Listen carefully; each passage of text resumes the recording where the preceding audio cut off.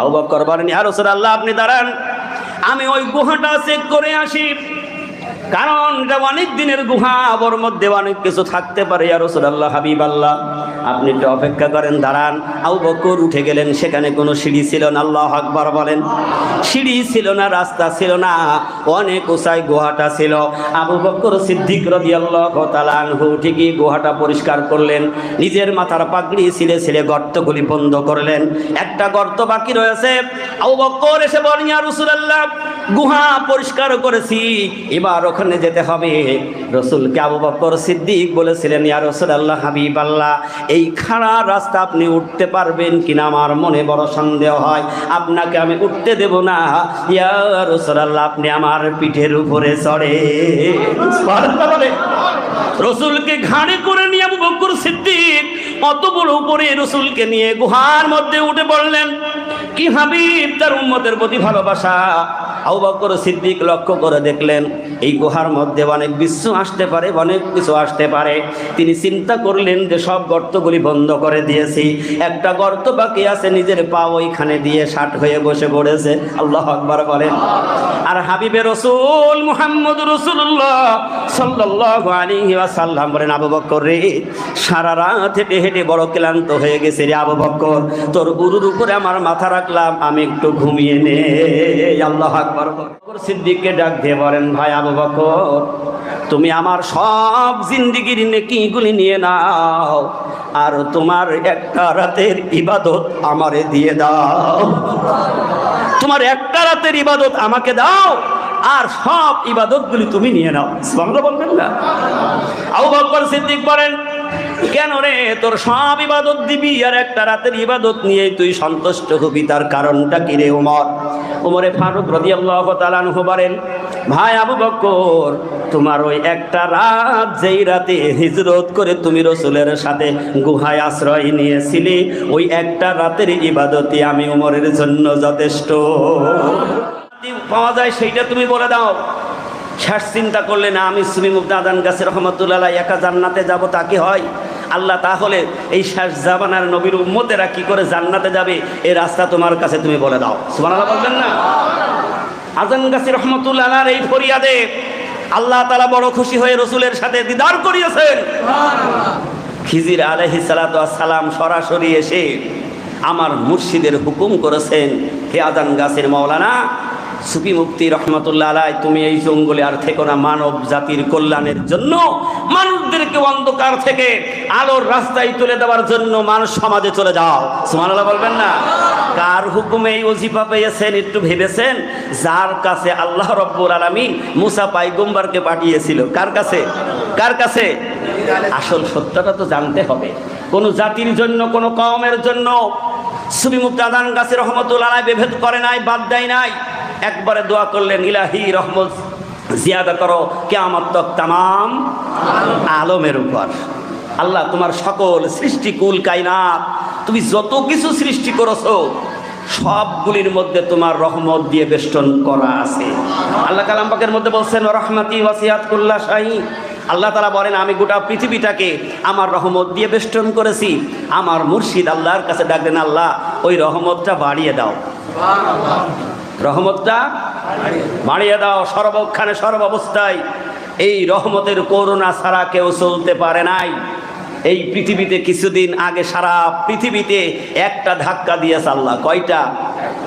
সারা পৃথিবীতে কোনো গোষ্ঠী, কোন কওমের জন্য ভেদাভেদ আলাদা হয় নাই। এখন কারোর সর্দি লাগছে, কারোর জ্বর হচ্ছে, কারোর কাশি হচ্ছে, কারোর প্যারালাইসিস হচ্ছে, কেউ স্ট্রোক করছে, আর ও ধাক্কার নাম হলো একটা। কয়টা? নামটা বলুন।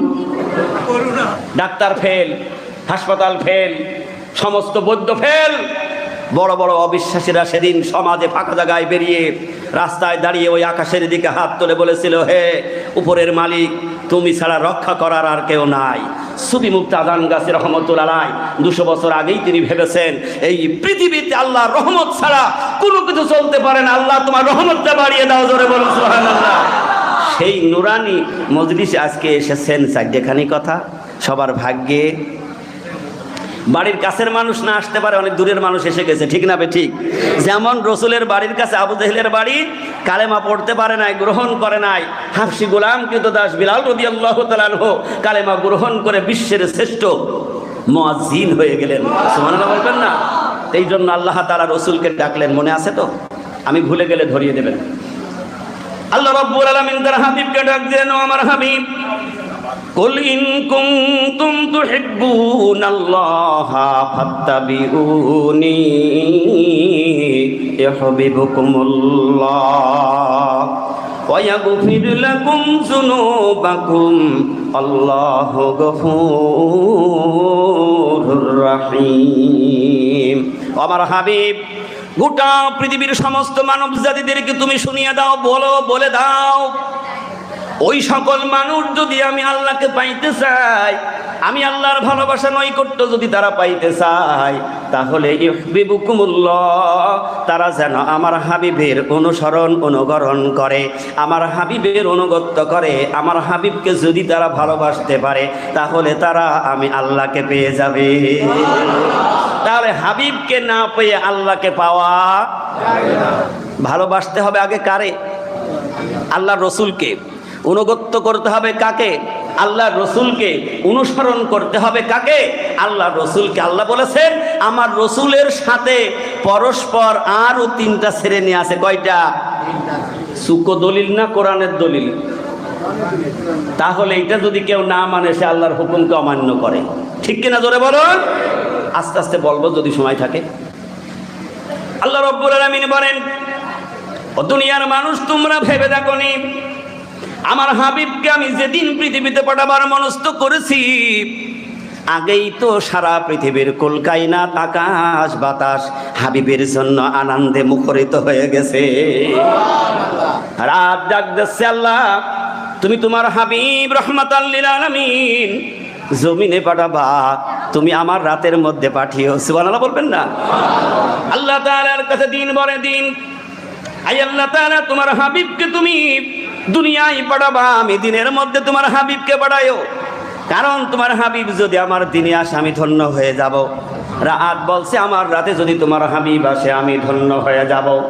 আল্লাহ রাব্বুল আলামিন দুজনার ফরিয়াদ মঞ্জুর করলে, মঞ্জুর করার পরে আল্লাহ রাব্বুল আলামিন তার হাবিব বিশ্ব নবীকে এমন একটা সময় পৃথিবীতে আনলেন, রাত শেষ হয়ে যাচ্ছে, দিনের আগমন শুরু হচ্ছে। সুবহানাল্লাহ বলবেন না? রাত আর দিন দুজন যখন মুখোমুখি হয়ে গেল, আল্লাহ রাব্বুল আলামিন মা আমেনার কোলে শিশু মুহাম্মদুর রাসূলুল্লাহ সাল্লাল্লাহু আলাইহি ওয়াসাল্লাম পৃথিবীতে আসলেন। মা আমেনার ঘরে কোনো বাতি ছিল না, একটা আধার ঘর ছিল। সুবহানাল্লাহ বলবেন না? কি পয়গম্বর রহমাতাল লিল আলামিন মা আমেনা বলেন, আমার শিশু মুহাম্মদ দুনিয়ায় আসার পরে আমার ঘরটা যেন মনে হলো আসমানের জ্যোৎস্না চাঁদের চাইতে বড় আলোয় আলোকিত হয়ে গেছে, আলোয় আলোকিত হয়ে গেছে। আর আমার হাবিবের সাথে সাথে দেখেছি যেন মনে হচ্ছে জান্নাতি সুঘ্রাণ বাহির হচ্ছে। আর আমার হাবিবের মধ্যে কে যেন রে দুইটা পোশাক আমার হাবিবের গায়ে পরিয়ে দিয়েছে। কয়টা পোশাক? সুবহানাল্লাহ বলবেন না? পৃথিবী আমি আর আমার রসুলের মধ্যে কতটা পার্থক্য। অনেক মানুষ বলে রসুলও মানুষ আমিও মানুষ। মানুষ ঠিক, রসুল হলেন অসাধারণ মানুষ আর আমরা হইলাম সাধারণ মানুষ। ঠিক কিনা? পার্থক্য তো এখানে। আমাদের কাছে ওহী নাজিল হয় নাই, রসুলের কাছে কি হয়েছে? ওহী নাজিল হয়েছে। আমরা মানুষ আল্লাহর বাড়ি যাইতে পারি নাই, রসুলে হাবিব সরাসরি করে আল্লাহর বাড়ি বেড়াইতে গিয়েছে। রাগ হচ্ছে না তো আপনাদের? আল্লাহর হাবিব বিশ্ব নবীর ব্যাপারে মা আমেনা বলেন, ও দুনিয়ার মারা, এমন কোন মা তার সন্তান জন্ম দেয় না, এর সাথে সাথে তার জন্য পোশাকের ব্যবস্থা হয়ে যায়। হালিমাতুস সাদিয়া রাদিয়াল্লাহু তাআলা আনহা ভাগ্যবতী মহিলা, তায়েফ থেকে রওনা করেছেন। তিনি দুগ্ধ পশুপালন করবেন, কিছু টাকার জন্য রওনা করেছেন। যে সময় আখিরি জামানার পয়গম্বর বিশ্ব নবী মুহাম্মদুর রাসূলুল্লাহ দুনিয়ায় আসলেন, ওই সময় গোটা জগতের মধ্যে হাহাকার, অভাব, অনটন, দুর্ভিক্ষ, মানুষ অন্ধকারের মধ্যে ডুবে রয়েছে। ভালো মন্দ কোনো বিচার নেই, কোনো জ্ঞান নেই। মানুষের মধ্যে জিনা, ব্যভিচারী, হত্যা, লুণ্ঠন, সন্ত্রাসী, চাঁদাবাজি, মারামারি, মানুষ হত্যা, মানুষ খুন, ভালো মন্দ কোনো বিচার নেই। ঠিক সেই সময়, সেই মুহূর্তে আল্লাহ তাআলা তার হাবিবকে এই পৃথিবীর জগতে পাঠিয়েছিলেন। সুবহানাল্লাহ। আল্লাহর উদ্দেশ্য কি ছিল? যে আমার হাবিব যাওয়ার পরে অন্ধকার যুগটাকে একটা সোনালী যুগ হয়ে যাবে, এই যুগটাকে একটা নূরের যুগ হয়ে যাবে। আর যারাই হাবিবে মুহাম্মদুর রাসূলুল্লাহর কাছে এসেছিল, ওই মানুষগুলি বিশ্বের শ্রেষ্ঠ মানুষ হয়ে গেল। আল্লাহ রাব্বুল আলামিন বলেন, আমার হাবিব বিশ্ব নবীর দিকে তোমরা একটু লক্ষ্য করো।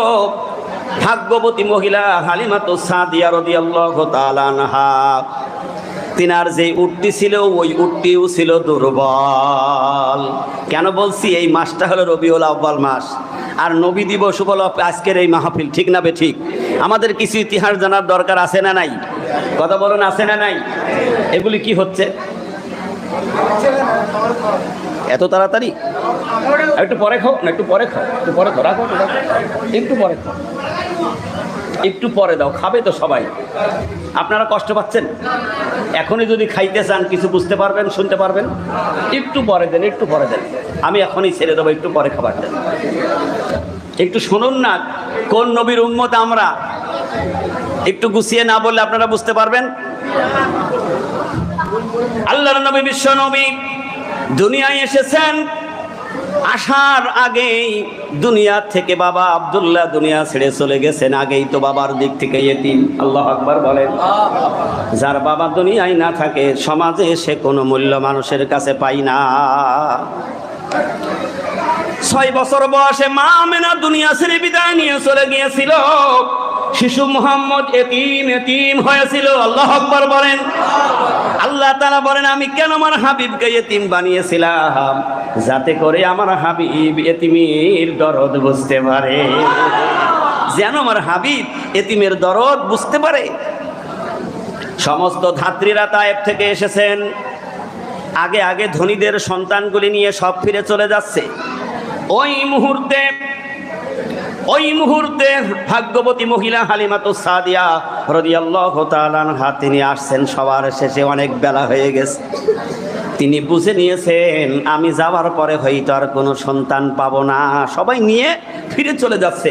আচ্ছা বলুন, 10টার সময় বাজার লেগেছে, এখন এই বাজার সদাই করে সবাই চলে আসছে। যে লোক শেষে বাজার করতে যাবে, ওর মনের মধ্যে হবে, আমি বোধহয় ভালো বাজার আর আজ পাবো না। ঠিক না বলুন?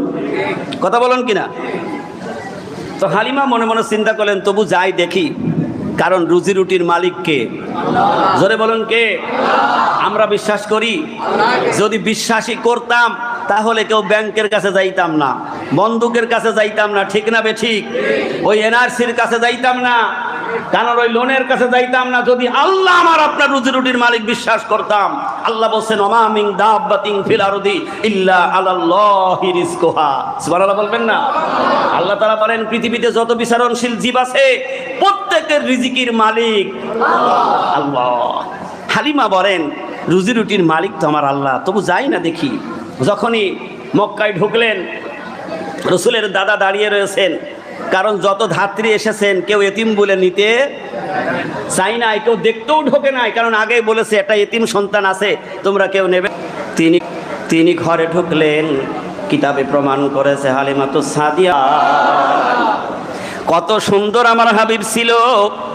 ইউসুফ জুলাইখার ঘটনা আপনারা জানেন। ওই জামানার জুলাইখা ইউসুফের প্রেমের পাগল হয়েছিল। এটা অনেক লম্বা ঘটনা। ওই জামানার মহিলাদেরকে ওই জামানার মহিলারা ইউসুফকে তারা দেখতে এসেছিল। আর জুলাইখা নিজের কর্তৃত্ব বোঝাবার জন্য তাদের হাতে একটা করে ফল আর একটা ছুরি দিয়েছিলেন। আর ওই মুহূর্তে ইউসুফ আলাইহিস সালাতু ওয়াস সালামকে ডাকা হয়েছিল। ইউসুফ আলাইহিস সালাতু ওয়াস সালামকে দেখে ওই জামানার নারীরা ইউসুফের চেহারার দিক থেকে আর মুখ ফিরাইতে পারে না। কিন্তু হুকুম হলো সবাই ফল কাটো, ফল খাইতে হবে, কাটো। ওই জামানার নারীরা ফল কাটে এমন জোরে চাকু চালাইতেছে, কখন হাতের আঙ্গুল কেটে গেছে ইউসুফের চেহারা দেখে তারা ব্যথা অনুভব করে না। মা আয়েশা জননী রাদিয়াল্লাহু তাআলা আনহা বলেছিলেন, ওই জামানার মহিলারা ইউসুফ আলাইহিস সালাতু ওয়াস সালামকে দেখে হাতের আঙ্গুল তারা কেটে ফেলেছিল, ব্যথা অনুভব করে নাই। ওই জামানার মহিলারা যদি আমার হাবিব বিশ্বনবী মুহাম্মদুর রাসূলুল্লাহ সাল্লাল্লাহু আলাইহি ওয়াসাল্লামকে তারা এক নজর দেখতো, আঙ্গুল তো দূরে থাক, কাটতে কাটতে কাটতে কাটতে কখন কলিজা কেটে যেত, কোনো ব্যথা তারা অনুভব করতে পারত না। হালিমাতুস সাদিয়া রাদিয়াল্লাহু তাআলা আনহা তিনি বলেন, আমি লক্ষ্য করে রইলাম রাসূলের কপাল মুবারকের দিকে তাকিয়ে রসি, আমি দেখতে পেলাম এই দুইটা ভুরুর মাঝখান থেকে লাইটের মতো করে যেন নূরের তাজাল্লি ঘর ভেদ করে আসমানের দিকে উঠে যাচ্ছে। সুবহানাল্লাহ জোরে বলেন। তখন আমার মনে হলো এই শিশু একটা সাধারণ শিশু হতে পারে না। আল্লাহু আকবার বলেন। ঘর থেকে বেরিয়ে আসলেন, স্বামীকে বললেন, স্বামী জীবনে কোনোদিন এমন সন্তান তো দেখি নাই, আমার বোন বলছে সন্তানটাই আমি নিয়ে যাব। স্বামী বললেন, দেখো তোমার যদি পছন্দ হয় নিয়ে নাও। সুবহানাল্লাহ জোরে বলেন। তোমার যদি পছন্দ হয় নিয়ে নাও। হালিমাতুস সাদিয়া রাদিয়াল্লাহু তাআলা আনহা তিনি রাজি হয়ে গেলেন। তিনি বলেন, আমি ঘরে আবার ঢুকলাম, শিশু মুহাম্মদকে আমার কোলে তুলে নিলাম। কারণ দুর্ভিক্ষর কারণে কোনোদিন খানা হতো, কোনোদিন খানা হতো না, কোনোদিন খাইতাম অনাহারে থাকতাম। এই অবস্থায় শরীরটা বড় দুর্বল হয়ে গিয়েছিল। আমার ছোট্ট একটা সন্তান ছিল, মেয়ে ছিল, তাকেও আমি ঠিকমতো দুধ পান করাইতে পারতাম না। আমার গাধা, আমার উটটিও, সেও তো দুর্বল হয়েছিল। দুর্বল অবস্থায় আমি তায়েফ থেকে মক্কা এসেছিলাম। হালিমাতুস সাদিয়া বলেন, আমি যখন শিশু মুহাম্মদকে আমার কোলের উপরে নিলাম, তখন মনে হলো আমার কলিজা ঠান্ডা হয়ে গেছে, আমার গোটা শরীরের শক্তি ফিরে গেছে। সুবহানাল্লাহ বলেন। আমি হালিমা লক্ষ্য করে দেখেছি আমার দুইটা স্থানে দুধে পরিপূর্ণ হয়ে গেছে। আল্লাহু আকবার বলবেন না? আমার দুধ স্থানে পরিপূর্ণ হয়ে গেছে। আমি যখন শিশু মুহাম্মদকে আমার কোলের উপর নিয়ে আমি যখন তার বুকের কাপড়টা সরাই একটু আদর করতে লইলাম, কেন মুহাম্মদ তো ঘুমিয়ে আছে। সুবহানাল্লাহ। আমি বুকের উপরে যখন হাতটা দিয়ে একটু আদর করা শুরু করলাম, এক নজর আমার দিকে তাকিয়ে এমন একটা মিষ্টি হাসি দিল, মনে হলো যেন আমার কোলে আসমানের চাঁদ ধরা দিয়েছে। তোরা দেখে যা আমেনা মায়ের কোলে, তোরা দেখে যা আমেনা মায়ের কোলে, শিশু পূর্ণিমার সেদা সাদে দোলে, তোরা দেখে যা আমেনা মায়ের কোলে, তোরা দেখে যা আমেনা মায়ের কোলে। হালিমাতুস সাদিয়া রাদিয়াল্লাহু তাআলা আনহা বলেন, আমি মুহাম্মদুর রাসূল সাল্লাল্লাহু আলাইহি সাল্লামকে নিয়ে আমার উটের কাছে উপস্থিত হলাম এবং আমার স্বামীকে বললাম, দেখো তো এই যে উটের স্তনে মনে হচ্ছে অনেক দুধ বেড়ে গেছে। সুবহানাল্লাহ বলেন। যে উট দুধ দিয়া বন্ধ করে দিয়েছে, শিশু মুহাম্মদকে নেওয়ার পরে তার স্তনে দুধে পরিপূর্ণ হয়ে গেছে। উটের পৃষ্ঠে সওয়ার হয়ে বাড়ির দিকে রওনা করলেন। যেই উট হাঁটতে পারে না, চলতে পারে না, এবার 100% গতিতে বাড়ির দিকে রওনা করেছে। যারা আগে ফিরে চলে গিয়েছে তাদেরকে ওভারটেক করে উঠে আমার বাড়ি পৌঁছিয়ে দিল। সুবহানাল্লাহ করে বলেন। হালিমা বলেন, আমি যখন ঘরে ফিরলাম আমার কুয়ায় কোনো পানি ছিল না, যে দেখছি কুয়াটা পানিতে পরিপূর্ণ হয়ে গেছে। আমার কোনো গাছে ফল ছিল না, সব গাছগুলিতে ফল ঝুমঝুম করে ধরছে। হালিমা বলেন, স্বামীরে ডাকতে বলেন, স্বামী আমার, এটার কোনো কিছু নয়, এই শিশু মুহাম্মদের কারণে। সুবহানাল্লাহ বলেন। সেই নবী, প্রিয় নবী মুহাম্মদুর রাসূলুল্লাহ সাল্লাল্লাহু আলাইহি ওয়াসাল্লাম পৃথিবীতে তিনি আসলেন, আল্লাহ নবুয়ত প্রাপ্ত করে দিলেন। আর আল্লাহ বললেন, তুমি গোটা পৃথিবীর সমস্ত জাতিদেরকে ডেকে বলো তারা যদি আমি আল্লাহকে পাইতে চাই, আমি মালিককে পাইতে চাই, তাহলে তারা যেন তোমার অনুকরণ করে, তোমার অনুগত্য করে। যদি করে, এই জাহিলাতপূর্ণ যুগের মানুষ তোমার অনুসরণ করবে, গুনাহ করে করে জীবন বরবাদ করে ফেলেছে। আমি আল্লাহ ওয়াদা দিয়েছি, ইয়াগফির লাকুম যুনুবাকুম, তাদের তামাম জিন্দেগীর গুনাহগুলি সব মাফ করে দেব। জিন্দেগীর গুনাহ কেমন করে মাফ হলো? সাহাবায়ে কেরাম এসেছেন রাসূলের শানে এসে গুনার কথাগুলি পরিষ্কার করে করে বলেছেন। আল্লাহ রাসূল বলেছেন, খালেস তওবা করো। সুবহানাল্লাহ বলুন। খালেস তওবা করো, কালেমা শাহাদাত পড়ো, আল্লাহু আকবার বলেন। এই জন্য বিশ্বনবী মুহাম্মদ রাসূলুল্লাহ সাল্লাল্লাহু আলাইহি ওয়াসাল্লাম বলেন, কোন মানুষ যদি ইয়াকিন বিশ্বাস নিয়ে যদি খালেস আল্লাহর রাস্তে যদি কালেমা শাহাদাত একবার পাঠ করে, কয়বার? একবার যদি পাঠ করে, আল্লাহ রাসূল বলেন 80 বছরের কুফরি গুনাহ আল্লাহ রাব্বুল আলামিন তার বান্দাকে মাফ করে দেয়। কারণ এই কালেমা হলো আল্লাহর নামের সাথে তার হাবিবের নাম সংযুক্ত করা। সুবহানাল্লাহ বলবেন। কেন মাফ হয়? বাবা আদম আলাইহিস সালাতু ওয়াস সালাম একটা ভুল করলেন। কয়টা? আমরা একটা ভুল করি না সারাদিন হাজারটা ভুল করি? কথা বলেন না কেন? একটা ভুল করিলে সারাদিন হাজারটা ভুল করি। জামানার কুতুবারি বিল্লার বাদশা শাহ জামানায় তিনি লক্ষ্য করে দেখলেন, বান্দা মানুষগুলি ভুল করবে আর তারা তওবা করে আল্লাহর কাছে ক্ষমা চাবে। এই জন্য তিনি এই ছোট্ট ওজিফার মধ্যে তওবার ইস্তেগফারটা লাগিয়ে দিয়েছে। আর তারা কালেমা শাহাদাত পড়বে, আল্লাহ তাআলার কাছে প্রিয় বান্দা হয়ে যাবে। আল্লাহর হাবিব বলেন, ও বান্দা, সারা জিন্দেগীর আমলগুলি এক পাল্লাই দেবা, আর কালেমা শাহাদাতের নেকি এক পাল্লাই দিলে কালেমা শাহাদাতের নেকি ভারী হয়ে যাবে। হাবিবে মুহাম্মদ রাসূলুল্লাহ সাল্লাল্লাহু আলাইহি ওয়াসাল্লাম তিনি এই মানব জাতির কল্যাণের জন্য দাওয়াত দেওয়া শুরু করলেন। বিশ্বের মানুষ যারা রাসূলকে অনুসরণ করলো, হাবিবকে যারা সাক্ষ্য দিল, তারা বিশ্বের শ্রেষ্ঠ মানুষ হয়ে গেল। আল্লাহ রাসূল বিশ্বনবী নবুয়ত প্রাপ্ত হয়ে গেছে, মসজিদে নববীতে বসে আছে। সবচাইতে বেশি দুশমনি করেছেন আবু জেহেল। রাসূলের সাথে দুশমনি করার কারণে এই পৃথিবীর থেকে চিরতরে মুছে গেছে। ঠিক না বেঠিক? আর যারা রাসূলের সাথী হয়েছেন, অনুসরণ করেছেন, সারা জীবন স্বর্ণাক্ষরে তাদের নাম থেকে যাবে। ঠিক না বেঠিক? আবু জেহেল কোন ছেলের নাম কেউ আর রাখে? ফিরাউন, নমরুদ, হামান, সাদ্দাত, কেউ আর নামটা পর্যন্ত আল্লাহ মুছে দিয়েছেন। আল্লাহু আকবার বলুন। আর আবু বকর, উমর, উসমান গনি, আলী, এই নাম সচরাচর রাখা হয়। জোরে বলুন না সুবহানাল্লাহ। কারণ রাসূলের যারা উত্তরসূরি হবে আজীবন তারা থেকে যাবে। আর দুশমনি যারা করেছে তারা কি হয়ে গেছে? খতম। আর কেমন খতম? অত বড় একটা বীর, তার মৃত্যু হলো ছোট্ট বালকের হাতে। ঠিক না বেঠিক?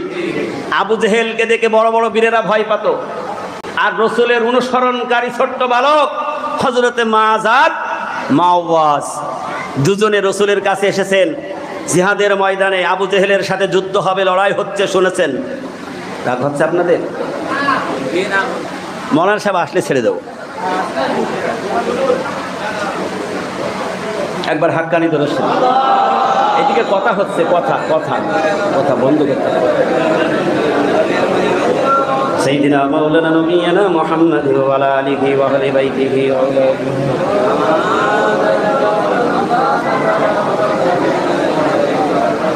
আলা আলি সাইয়্যিদিনা ইব্রাহিম ইন্নাকা হামিদুম মাজিদ। কি রাসূল ছিলেন! আর রাসূলের যারা অনুসরণ করেছেন তাদেরকে আল্লাহ তাআলা কত দামি বানিয়েছেন। সব জিহাদের ময়দানে চলে গিয়েছেন, বাবা গিয়েছেন, চাচা চলে গিয়েছেন। হযরতে মাআযার মাওয়াজ রাসূলের কাছে হাজির হয়ে গেছে। সুবহানাল্লাহ বলবেন না? রাসূলের কাছে এসে বলছেন, ইয়া রাসূলুল্লাহ, হাবিবাল্লাহ, রাসূলের ভালোবাসাটা কি দেখেন? এই কোরআনের আয়াত যে পড়েছি, রাসূলের অনুসরণ ভালোবাসা বাড়তে হবে। বলছেন, ইয়া রাসূলুল্লাহ, হাবিবাল্লাহ, আমরা দুনো ভাই জিহাদের ময়দানে যেতে চাই। আল্লাহ রাসূল মনে মনে চিন্তা করলেন, তাহলে তারা যুদ্ধ করবে না বাচ্চা ঠেকাবে? অনুমতি দেওয়া যাবে না, অনুমতি দেওয়া যাবে না।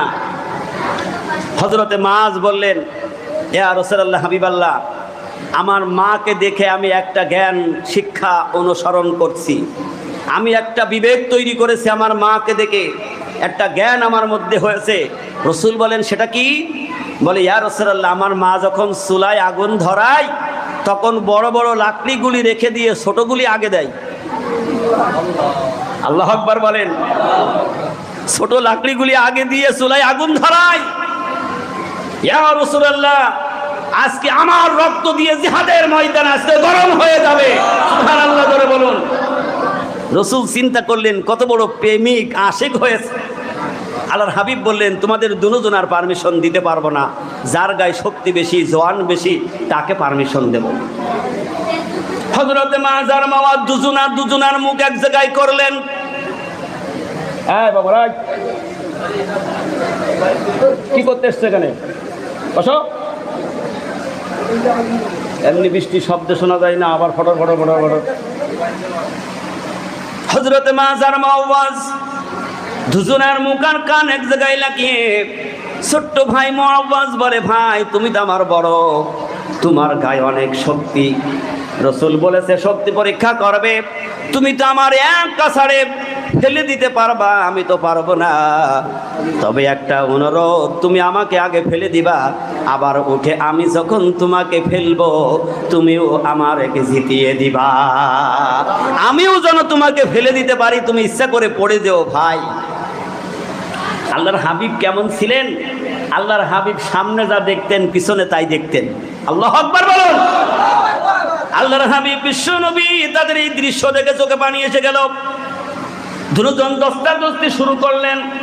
প্রথমবারে হযরতে মুআওয়াজ নিচে পড়ে গেছে, আবার যখন নুকলেন আবার ধরলেন, এবারও হযরতে মুআজ সেই ইচ্ছা করে নিচে পড়ে গেল। আল্লাহর হাবিব এই দৃশ্য দেখে চোখের কোনায় পানি এসে গেল, বলল যাও তোমাদের দুজনার পারমিশন দিয়ে দিলাম। ছোট্ট দুই ভাই তরবারি হাতে করে জিহাদের ময়দানে ঝাঁপিয়ে পড়েছে। আল্লাহু আকবার বলুন। জিহাদের ময়দানে ঝাঁপিয়ে পড়ে জিজ্ঞেস করছে, আব্দুর রহমান বিন আওফ বলেন আমার কাছে এসে জিজ্ঞেস করছে, চাচা আবু জেহেল নাম শুনেছি কিন্তু চোখে দেখি নাই, সে নাকি আমার হাবিব বিশ্ব নবীকে বেশি কষ্ট দিয়েছে। আবু জেহেল কই, আপনি তার একটু আমাদেরকে দেখিয়ে দেন। সুবহানাল্লাহ বলে। ছোট্ট বালক বলছে তারে আমাকে দেখিয়ে দেন, আবু জেহেল কই? আব্দুর রহমান বলেন আমার তাদের এই কথা শুনে চোখ বড় হয়ে গেল। জিহাদের ময়দান আমি তাদের পাহারা দেব না যুদ্ধ করব। আব্দুর রহমান বলেন আমি আবেগ হয়ে বললাম, ওই যে উঠের পিঠে দেখা যায় ওইটা হলো আবু জেহেল। দুই ভাই আল্লাহু আকবার বলে তরবারি হাতে করে আবু জেহেলের সামনে হাজির হয়ে গেল। আবু জেহেল দেখলো ছোট্ট বালক আসছে কেন। হযরতে মুআজ এই কথা শুনে বলেন একটু পরীক্ষা করো। আল্লাহু আকবার জোরে বলেন। পরীক্ষা করো, তরবারি চালাও, আমরা দু ভাই তরবারি চালাবো। আবু জেহেল শক্তি বীর, তিনি তরবারি চালিয়েছেন। এক প্রথম আঘাতে হযরতে মুআজের বাম হাতে কোপ লেগে গেছে। আল্লাহু আকবার। বাম হাত কেটে বগলের চামড়ায় বেঁধে ঝুলাঝুলি করতেছেন, হাতের কোনো শক্তি নেই। তিনি চিন্তা করলেন এই হাত আমার ডিস্টার্ব করছে, কিতাবে আছে হযরতে মুআজ তার নিজের হাতকে নিজের পান নিচেই চেপে ধরে ছোট্ট একটা টান দিয়ে ছিঁড়ে ফেলে দিয়ে ডান হাতের তরবারি দিয়ে এমন জোরে আঘাত করলেন, ওই জিহাদের ময়দানে আবু জেহেল দুনিয়া থেকে বিদায় নিয়ে গেল। একটু জোরে বলুন আল্লাহু আকবার। এত বড় দুশমন বীর, সে আল্লাহ রসুলের সাথে দুশ্মনী করেছেন। আল্লাহ বলছে বীর লাগবে না, তোরে আমি ছোট্ট আমার একটা বান্দা দিয়ে তোর দুনিয়ার থেকে খতম করাবো। নমরুদ নবীর সাথে বিরুদ্ধাচরণ করেছিল, হ্যাঁ, নমরুদকে একটা মশার কামড়ে দুনিয়ার থেকে বিদায় নিয়েছে, ঠিক না বেঠিক? ফেরাউন দুশ্মনী করেছেন মুসা আলাইহিস সালাতু ওয়াস সালামের সাথে, ফেরাউন পানিতে চুবড়ি আল্লাহ তাকে মেরেছে, ঠিক না বেঠিক? আর আল্লাহ বলেন যারা আমার হাবিবের অনুসরণ করেছে, হাবিবের অনুগত্য করেছে, আমি তাদের মর্যাদা সম্মান বাড়িয়ে এই বিশ্বের শ্রেষ্ঠ মানুষ বানিয়ে দিয়েছি। জোরে বলুন না সুবহানাল্লাহ। আল্লাহর হাবিব বিশ্ব নবী মুহাম্মদ রাসূলুল্লাহ সাল্লাল্লাহু আলাইহি ওয়াসাল্লাম, তিনি কত মর্যাদার নবী ছিলেন। অবিশ্বাসীরা নবীকে আঘাত করেছে, নবীকে নির্যাতিত করেছে, ঘর ছাড়া করে দিয়েছে। আল্লাহর হাবিব বিশ্ব নবী নিজের ঘর ছেড়ে দিয়েছেন, তবু তার উম্মতের ভোলে না। আর রসুলকে যারা চিনেছিল তারা রসুলের কাছে আগে এসেছিল, ঠিক না বেঠিক? সাহাবারা কি ভালোবেসেছিলেন। আল্লাহর হুকুম হয়ে গেল, হে রসুল তুমি হিজরত করে মক্কা ছেড়ে দিয়ে মদিনায় চলে যাও। নিজের জন্মভূমি ছাড়াটা বড় কঠিন, ঠিক না বেঠিক? কিন্তু আল্লাহর মহব্বতে ভালোবাসায় নিজের ঘরটা ছেড়ে দেওয়া সহজ, ঠিক না? জোরে বলুন। একটু ভালো করে সেই ইতিহাসটা মিলিয়ে নেন। জামানার মুজাদ্দেদ হযরত মাওলানা সুফি মুফতি আজান গাছী রহমাতুল্লাহ আলাইহি সেই আজান গাছী গ্রাম থেকে হিজরত করে ওই বাগবাড়ি মানিকতলায় সব ছেড়ে চলে গিয়েছেন। কিসের কারণে? মানব জাতির কল্যাণের জন্য, মুক্তির জন্য। সুফি মুয়াজ্জিন রহমাতুল্লাহ আলাইহি চাকদায় বাবার জমিদারি ঘর সব ছেড়ে দিয়ে চলে গেলেন। সুফি অফিসে কিবলা রহমাতুল্লাহ আলাইহি সেই বাংলার জমিন থেকে, সেই টাঙ্গাইল জেলা কালিহাতী থানা থেকে নিজের বাবা মার সম্পদ সেখানে সেই ভিটে বাড়ি ছেড়ে দিয়ে আজকে বাগবাড়ি মানিকতলায় ঘুমিয়ে রয়েছেন। সুবহানাল্লাহ বলবেন না? কিসের কারণে? ওই রসুলের উত্তরসূরি হওয়ার কারণে। সে কথা অনেক বিস্তারিত বলা সম্ভব হবে না, কারণ আপনারা দেখেছেন সুফি শাবল সিংহপুরী রহমতুল্লাহ আলাইহি কি নিজের জমিদারি, কি শান শওকত, আরাম আয়েশ সব ছেড়ে দিলেন, হিজরত করে সেই শাবল সিংহপুর থেকে বাগমারি মানিকতলায় চলে গেলেন। কিসের খাতেরে? কোরআনের খাতেরে, ইসলামকে প্রচারের খাতেরে। সুফি গদ্দিনিসিন হুজুর কিবলা মাস্টার সাহেব দামাত বারাকাতুহুম সেই হুমরান নিজের বাবার 35 সব ছেড়ে বর্তমান বাগবাড়ি মানিকতলায় সেই চেরাগ হাতে নিয়েছেন। সুবহানাল্লাহ জোরে বলবেন না? আল্লাহর হাবিব বিশ্ব নবী হিজরত করবেন, চলে যাবেন ঘর ছেড়ে, রাতের আঁধারে রওনা হবেন। ঠিক ওই মুহূর্তে আল্লাহ রব্বুল আলামিনের পয়গম্বর আলীকে ডাক দিয়ে বলেন, আলী রে আমি চলে যাব, তুমি আমার বিছানায় থেকে যাবে। সুবহানাল্লাহ জোরে বলেন। আলী বলেন, ইয়া রাসূলুল্লাহ আমি কি আপনার সাথে যাইতে পারবো না? বলেন না, তুমি আমার ঘরে থাকবে। আলী রসুলের ভালোবাসায় সেদিন বলেছিলেন, ইয়া রাসূলুল্লাহ হাবিবাল্লাহ আপনার ওই চাদর মুবারকটা আমাকে দিয়ে যাবেন। সুবহানাল্লাহ জোরে বলেন। কেন দেবে? আলীর মন হয়ে গেছে যে আমি রসুলের চাদর মুবারক মুড়ি দিয়ে শুয়ে থাকবো, আর ওরা রসুলকে মনে করে আমাকে হত্যা করে আমার জীবন নেবে, আর আমার রসুল বেঁচে যাবে। বিছানার মধ্যে শুয়ে গেলেন, নিজের জীবনের তারা মায়া করে নাই। সুবহানাল্লাহ বলবেন না? আমরা রসুলকে ভালোবাসি, রবিউল আউয়াল মাসে খুব ভালোবাসি, ইয়া নবী সালামু আলাইকা নিয়ে পাগল হই, নামাজ নেই, রোজা নেই, আল্লাহ পরকালের চিন্তা নেই, মানুষ আছে না নাই? তাই বলে যারা নামাজ রোজা করে আমি তাদের বিরুদ্ধে কিন্তু বলি নাই। আল্লাহ রাব্বুল আলামিনের পয়গম্বরের ভালোবাসাটা দেখুন। চলে গেলেন গভীর রাতে আবু বকরের বাড়ি। আবু বকর সিদ্দিক রাদিয়াল্লাহু তাআলা আনহুর বাড়ি গিয়ে রাসূল ঘরের দরজায় একটা টোকা দিলেন। আবু বকর সাথে সাথে ভিতর থেকে আওয়াজ হয়ে গেল, আসসালামু আলাইকুম ইয়া রাসূলুল্লাহ। আবু বকর তৈরি আছে। সুবহানাল্লাহ বলবেন না? 6 মাস আগে রাসূল বলেছিলেন, আবু বকর একদিন তোমার আমার সাথী হতে হবে, একদিন যেতে হবে। আবু বকর জিন্দেগিতে কোনোদিন প্রশ্ন করে নাই কোথায় যাব, কোন অবস্থায় যাব। সেই দিন থেকে আবু বকর সিদ্দিক রাদিয়াল্লাহু তাআলা আনহু রেডি ছিলেন যে আমার হাবিব কখন আমার ডাক দেবে, হাবিবের ডাকে যদি আমি যাইতে না পারি তাহলে তো আমার জীবনটা বরবাদ হয়ে যাবে, তাহলে আমার জীবনটা তো শেষ হয়ে যাবে, নষ্ট হয়ে যাবে। আল্লাহর হাবিব বিশ্ব নবী মুহাম্মদ রাসূলুল্লাহ বলেন, আবু বকর তুমি কি ঘুমাও না? ও আবু বকর তুমি কি ঘুমাও না? আবু বকর বলেন, ইয়া রাসূলুল্লাহ আপনি যেদিন বলেছেন আমাকে যেতে হবে, আমি সেই দিন থেকে তৈরি আছি। সারা রাত দরজায় পিঠ লাগাইয়ে দাঁড়িয়ে থাকি, কখন আমার হাবিব এসে আবু বকর বলে ডাক দেবে। আর আমি যদি ঘুমিয়ে থাকি, আমার হাবিব যদি আমারে ডাকাডাকি করে, কোন অবস্থা হয়ে যাবে। ইয়া রাসূলুল্লাহ আমি সেই ভয়তে ওই দিন থেকে বিছানায় আর পিঠ লাগাই না। এর নাম হলো রসুলের ভালোবাসা, এর নাম হলো রসুলের অনুসরণ, অনুকরণ। আল্লাহর হাবিবের দ্বিতীয় খলিফা ওমর, আবু বকর দুজনের একদিন কথা হচ্ছে। কষ্ট হচ্ছে আপনাদের? মৌলানা সাহেব আসে নাই? ডাকো নিয়ে আসে, মৌলানা সাহেব ডেকে নিয়ে আসে। মৌলানা সাহেব আসে তো, ঘুমিয়ে রয়েছে না কাল্লাই জানে, উনি আসলেই ছেড়ে দেবো, না আসলে ছাড়লে তো বন্ধ হয়ে যাবে। কি বলেন? আবু বকর ওমর দুজনার গল্প হচ্ছে এক জায়গায় বসে। আপনারা কষ্ট পাচ্ছেন না তো? যদি কষ্ট পান তাহলে খানা খাওয়ার রেডি হয়ে যেতে পারে। আল্লাহর হাবিবের দুজনা সাহাবী এক জায়গায় বসে গল্প করছে। আবু বকর রাদিয়াল্লাহু তাআলা আনহু তখন খলিফা। ওমর রে ডাক দিয়ে বলে, ওমর আমার কাছে আসছো যখন একটা কথা শোনো, দুজনার নেকি বদলা বদলি করে নেই। সুবহানাল্লাহ বলবেন না? তোমার আমল আমাকে দাও আর আমলটা তুমি নিয়ে নাও। ওমরে ফারুক রাদিয়াল্লাহু তাআলা আনহু চিন্তা করলেন, ওমর তিনি রসুলের একান্ত সাহাবী, রসুলের জলিল কদর সাহাবী। আমি ওমর জীবনে কত অন্যায় করেছি, পাপ করেছি। আমি ওমর রসুলের মাথা নামার জন্য এসেছিলাম, কালেমা পড়ে ইসলাম কবুল করেছি। মনে বড় ভয় হয়, না জানি কিয়ামতের দিন আল্লাহ যদি আমাকে জিজ্ঞাসা করে কেমন করে আমি সেদিন জবাব দেব। আল্লাহু আকবার। যেই রসুল বলে গেলেন আমার পরে আর কোনো নবী আসবে না, নবীদার দরজা খতম হয়ে গেছে, নবীর দরজা খতম, আর নবী আসবে না।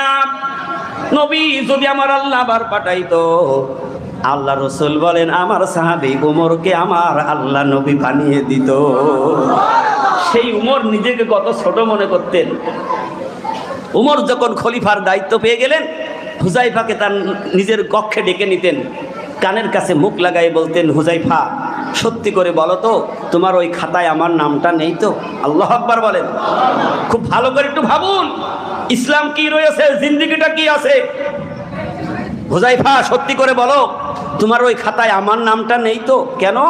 আল্লাহ রসুল বিদায় নেওয়ার আগে হুজাইফার কাছে পৃথিবীতে কে কে মুনাফেক ছিল সব নামের তালিকা আল্লাহ রসুল হুজাইফার হাতে দিয়ে গিয়েছিলেন।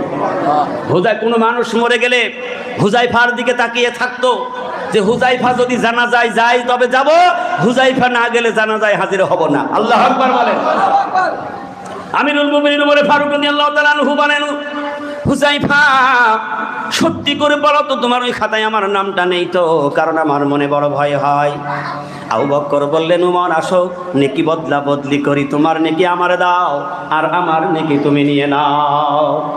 আবু বকর সিদ্দিক রাদিয়াল্লাহু তাআলা আনহু যখন নেকি নিতে চাইলেন, ওমর বলেন তুমি কেন আমার নেকি নেবার জন্য পাগল হয়েছো? বলে আমি তোমার নেকি এই জন্য নেব কারণ তুমি আমার চাইতে বেশি নেকি অর্জন করে ফেলেছো। সুবহানাল্লাহ বলবেন না? তুমি আমার চাইতে বেশি নেকি অর্জন করে ফেলেছো। কারণ আবু বকর বলেন যে যত গুনাহ করবে ওই ব্যক্তি যদি খালেস তওবা করে, আমার আল্লাহ রসুল বলেছেন ওই তওবাকারীর ওই গুনাহগুলি আমার আল্লাহ নেকি দিয়ে বানিয়ে দেয়।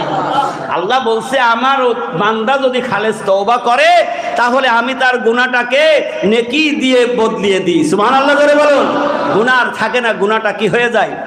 নেকি হয়ে যায়। আবু বকর বলছে ওমর তুমি বেশি গুনাহ করে ফেলেছো, তুমি বেশি গুনাহ করেছো, আর তুমি খালেস তওবা করার কারণে আল্লাহ তাআলা তোমাকে নেকি বেশি দিয়ে দিয়েছে। সুবহানাল্লাহ বলবেন না? আমিরুল মুমিনিন ওমর ফারুক রাদিয়াল্লাহু তাআলা আনহু কেঁদে কেঁদে বলেন তাহলে ঠিক বদলা বদলি করে নেব। আবু বকর সিদ্দিককে ডাক দিয়ে বলেন, ভাই আবু বকর তুমি আমার সব জিন্দেগির নেকিগুলি নিয়ে নাও আর তোমার একটা রাতের ইবাদত আমারে দিয়ে দাও। তোমার একটা রাতের ইবাদত আমাকে দাও আর সব ইবাদতগুলি তুমি নিয়ে নাও। সুবহানাল্লাহ বলবেন না? আবু বকর সিদ্দিক বলেন কেন রে, তোর সব ইবাদত দিবি আর একটা রাতের ইবাদত নিয়ে তুই সন্তুষ্ট হবি, তার কারণটা কি রে ওমর? ওমরে ফারুক রাদিয়াল্লাহু তাআলা আনহু বলেন, ভাই আবু বকর তোমার ওই একটা রাত যেই রাতে হিজরত করে তুমি রসুলের সাথে গুহায় আশ্রয় নিয়েছিলে, ওই একটা রাতের ইবাদতই আমি ওমরের জন্য যথেষ্ট। কেমন রসুল আর কেমন সাহাবী ছিলেন কিতাবে বর্ণনা এসেছে। আবু বকর সিদ্দিক রাদিয়াল্লাহু তাআলা আনহু রসুলের সাথে হিজরতে রওনা করলেন। রসুল আগে আগে যায়, আবু বকর সিদ্দিক নবীজির পেছনে পেছনে যায়, আর দুটো পা একবার উঁচু করে না, দেখবেন যারা অসল মানুষ পা ছেঁচড়াইয়ে নিয়ে যায়, আবু বকর সিদ্দিক গুহা পর্যন্ত পাটা খাড়া করে না। কেন তিনি ওইভাবে গেলেন? আবু বকর সিদ্দিকের মনের উদ্দেশ্য হলো আমার রসুল হেঁটে যাবে, রসুলের পা মুবারকের দাগ হয়ে যাবে, আর অবিশ্বাসীরা দেখে দেখে তারা রসুলের সেই আশ্রয় পর্যন্ত যাবে। আমি আবু বকর যেন পা দিয়ে সব দাগগুলি মুছে দে। আবু বকর বলেন, ইয়া রাসূলুল্লাহ আপনি দাঁড়ান, আমি ওই গুহাটা চেক করে আসি, কারণ এটা অনেক দিনের গুহা, ওর মধ্যে অনেক কিছু থাকতে পারে। ইয়া রাসূলুল্লাহ, হাবিবাল্লাহ আপনি একটু অপেক্ষা করেন, দাঁড়ান। আবু বকর উঠে গেলেন, সেখানে কোনো সিঁড়ি ছিল না। আল্লাহু আকবার বলেন। সিঁড়ি ছিল না, রাস্তা ছিল না, অনেক উঁচাই গুহাটা ছিল। আবু বকর সিদ্দিক রাদিয়াল্লাহু তাআলা আনহু ঠিকই গুহাটা পরিষ্কার করলেন, নিজের মাথার পাগড়ি ছিলে ছিলে গর্তগুলি বন্ধ করলেন। একটা গর্ত বাকি রয়েছে। আবু বকর এসে বলেন, ইয়া রাসূলুল্লাহ গুহা পরিষ্কার করেছি, এবার ওখানে যেতে হবে। রসুলকে আবু বকর সিদ্দিক বলেছিলেন, ইয়া রাসূলুল্লাহ হাবিবাল্লাহ এই খাড়া রাস্তা আপনি উঠতে পারবেন কিনা আমার মনে বড় সন্দেহ হয়, আপনাকে আমি উঠতে দেব না। ইয়া রাসূলুল্লাহ আপনি আমার পিঠের উপরে চড়ে। রসুলকে ঘাড়ে করে নিয়ে আবু বকর সিদ্দিক অত বড় উপরে রসুলকে নিয়ে গুহার মধ্যে উঠে পড়লেন। কি হাবিব তার উম্মতের প্রতি ভালোবাসা! আবু বকর সিদ্দিক লক্ষ্য করে দেখলেন এই গুহার মধ্যে অনেক বিচ্ছু আসতে পারে, অনেক কিছু আসতে পারে। তিনি চিন্তা করলেন যে সব গর্তগুলি বন্ধ করে দিয়েছি, একটা গর্ত বাকি আছে, নিজের পা ওইখানে দিয়ে ষাট হয়ে বসে পড়েছে। আল্লাহু আকবার বলেন। আর হাবিবে রসুল মুহাম্মদ রাসূলুল্লাহ সাল্লাল্লাহু আলাইহি ওয়াসাল্লাম বলেন, আবু বকর রে সারা রাত হেঁটে হেঁটে বড় ক্লান্ত হয়ে গেছে রে আবু বকর, তোর উরুর উপরে আমার মাথা রাখলাম, আমি একটু ঘুমিয়ে নে। আল্লাহু আকবার বলেন। যার সৃষ্টি না করলে तमाम পৃথিবী আসমান জমিন আমার আল্লাহ বানাইতো না, সেই হাবিবের মাথা আবু বকর সিদ্দিক রাদিয়াল্লাহু তাআলা আনহুর উরুর উপরে। সুবহানাল্লাহ জোরে বলুন। কোথায় মাথা? আবু বকরের উরু চেনেন তো? উরুর উপরে মাথা, রসুল ঘুমাচ্ছেন। আর বিষুধার সাপ এক সপ্তাহ আগেই শুনতে পেরেছেন যে এই মদিনায় আসবে আলামিন রহমাতাল লিল আলামিন। জোরে বলুন না সুবহানাল্লাহ। জঙ্গলের প্রাণী সাপ শুনেছে মদিনায় আগমন করবে, আব্দুল্লাহর বেটা মোহাম্মদ মক্কা থেকে হিজরত করে মদিনায় আসবে। এত দূর যাইতে পারতাম কি পারতাম না। আল্লাহর কাছে বলেন, আল্লাহ রব্বুল আলামিন তোমার হাবিবের সাথে যেন আমি সাক্ষাৎ করতে পারি। ও গুহার দিকে এসে বসে আছে, কখন হাবিব আসবে আর হাবিবের সাথে দেখা করবে। সুবহানাল্লাহ বলবেন না? পৃথিবীর সকল সৃষ্টিকুল রসুলকে চিনল, আর এই হতভাগা মানুষ নবীকে চিনতে পারি না। ঠিক কিনা বলুন? ঠিক। ও এসে আর কোনো গর্ত খুঁজে পাই না। আবু বকরের পা পাওয়ার পরে আবু বকরের পায়ের উপরে দংশন করছে।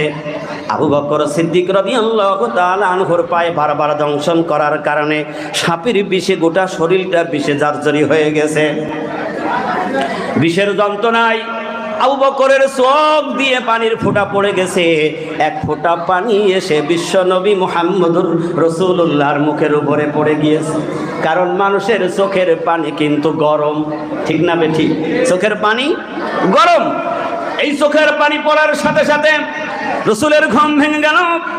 আল্লাহর হাবিব বিশ্ব নবী আবু বকরের চোখের পানি দেখে জিজ্ঞেস করলেন, আবু বকর তোমার চোখে পানি, তোমার কি বাড়ির কথা মনে পড়ে গেছে নাকি? তোমার কি বিবি বাল বাচ্চার কথা মনে পড়ে গেছে নাকি? আবু বকর তোমার চোখে পানি কেন? আবু বকর বলেন, ইয়া রাসূলুল্লাহ হাবিবাল্লাহ যেদিন আমি আপনার কাছে কালেমা পড়েছি। আল্লাহু আকবার বলেন। আমরা কালিমা সকাল পড়ি, দুপুরে পড়ি, রাত্রে পড়ি, সন্ধ্যায় পড়ি, ঠিক কিনা বলুন? কিন্তু বারবার কালেমা পড়ি, তারপরও রসুলের অনুসারী হইতে পারলাম না, ঠিক কিনা বলুন?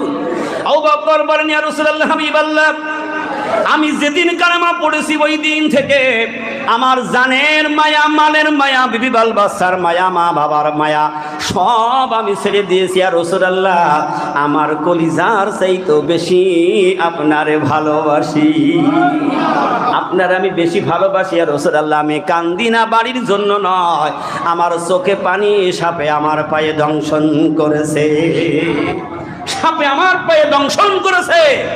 কি হাবিব আমাদের আল্লাহ রাসূল বিশ্ব নবী মুখ থেকে একটু থুতু মুবারক বের করে নিয়ে আবু বকরের পায়ে ওই দংশিত জায়গায় লাগিয়ে দিলেন।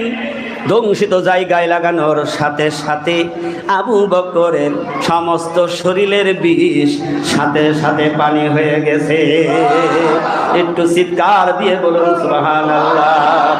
রসুল আমার ভালোবাসা, রসুল আমার আলোর আশা, রসুল আমার প্রেম বিরহের মূল আলোচনা।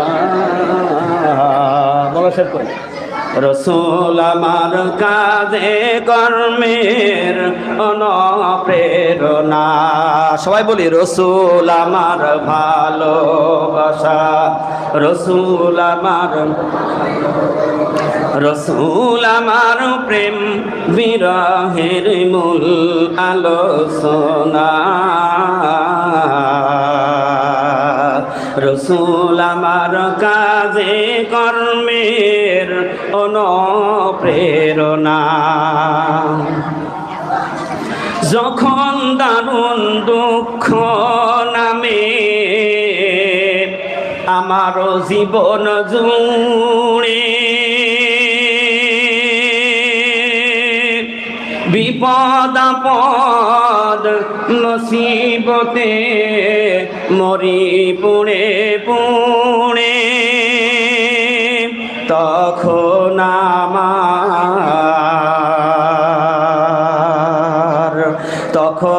আমার মনে পড়ে ওই না মদিনা। রসুল আমার কাঁধে কর্মের অনুপ্রেরণা। রসুল আমার ভালোবাসা, রসুল আমার আলোর আশা, রসুল আমার প্রেম বিরহের মূল আলোচনা। রসুল আমার কাজে কর্মের অনুপ্রেরণা। কত রকম রাজার নীতি প্রজার নীতি দেখলাম, কত রকম রাজার নীতি প্রজার নীতি দেখলাম। দুঃখ হাইরে দুঃখ ছাড়া আরো কিছু না পেলাম,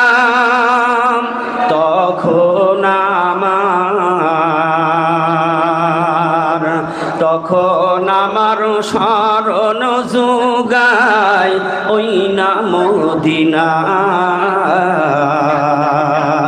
রসুল আমার কাজে কর্মের অনুপ্রেরণা। রসুল আমার ভালোবাসা, রসুল আমার, রসুল আমার প্রেম বিরহের মূল আলোচনা। রসুল আমার কাজে কর্মে